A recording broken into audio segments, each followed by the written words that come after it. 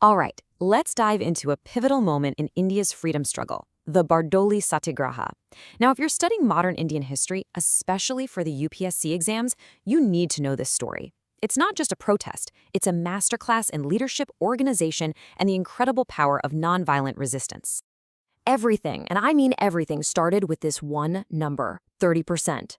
Just try to imagine it. You're a farmer, you're already dealing with the fallout from floods and famine, and then the government comes along and says, by the way, we're hiking your land taxes by 30%. This wasn't just unfair. For the people of Bardoli, it was a direct threat to their survival, and it lit the fuse for a historic showdown.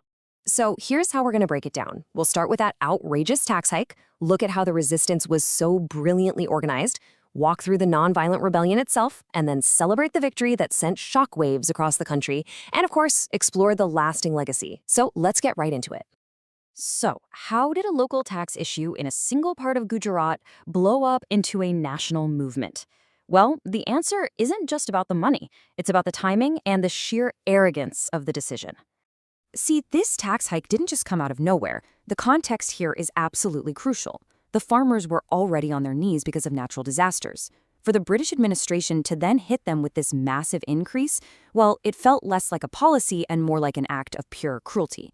And that's what turned this from a simple economic problem into a powerful moral cause. When you're up against an empire, you need a leader who knows what they're doing.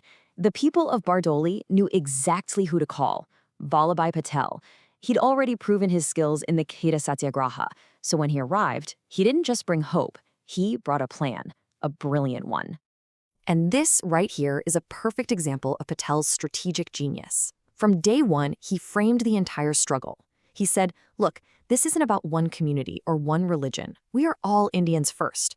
By doing that, he built this incredibly strong, unified front that the British just couldn't break apart. Patel wasn't just a great speaker, he was a logistical mastermind. He basically created a grassroots army. He broke the area down into 13 manageable camps, or chavanis, so everyone knew what to do. He demanded absolute nonviolence. That was non-negotiable, because the moral high ground was their strongest weapon. And he started a newsletter, the Satyagraha Patrika, to keep everyone informed and motivated, and to fight back against government lies. This whole system was built to last. So, with this incredible organization locked in, the rebellion began.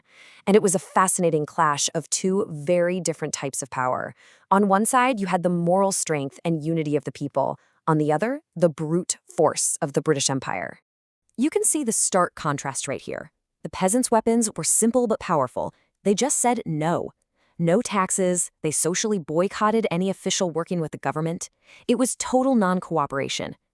And how did the government react? With the only tools it knew, they seized land and cattle, threw people in jail, and tried to scare everyone into submission. This clear difference between the two sides was huge for winning over public support. And as you might guess, the government's harsh tactics completely backfired. The story of these defiant farmers spread like wildfire across the country. It became a symbol of resistance. People in the Bombay government started resigning in protest. Money and support started pouring in from all over India. The British quickly realized they weren't just fighting a few farmers anymore, they were facing the anger of an entire nation. At this point, the government was in a really tough spot. The local people refused to back down, and the national pressure was just getting worse and worse.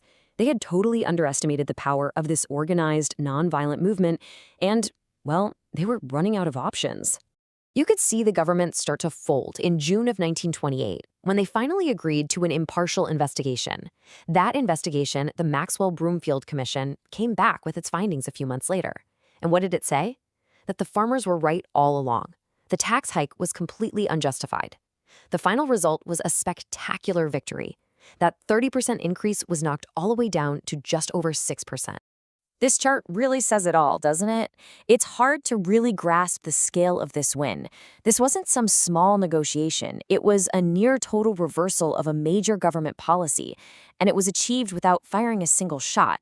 The message this sent across India was deafening. The people, when united, could actually stand up to the empire and win. And there was another huge outcome of this movement. The women of Bardoli, in gratitude for his leadership, gave Vallabhbhai Patel a new title, Sardar, which means chief or leader. This wasn't a title given by a king. It was earned through action and dedication. And of course, the name stuck with him for the rest of his life. Okay, so let's zoom out. Why do we still talk about Bardoli today? What is its true legacy? For all of you studying for your exams, this is the so what part, the key takeaways you absolutely need to remember. First, Bardoli was a massive shot in the arm for the entire freedom struggle. It proved that civil disobedience worked. Second, it created a successful blueprint, a model for how to organize peasant movements that could be copied elsewhere.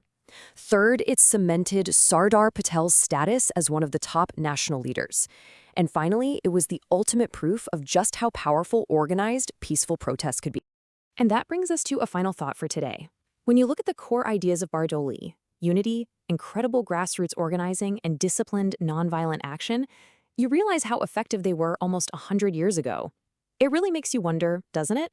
How can those same timeless strategies help us tackle the big challenges we face today when it comes to leadership and fighting for social justice?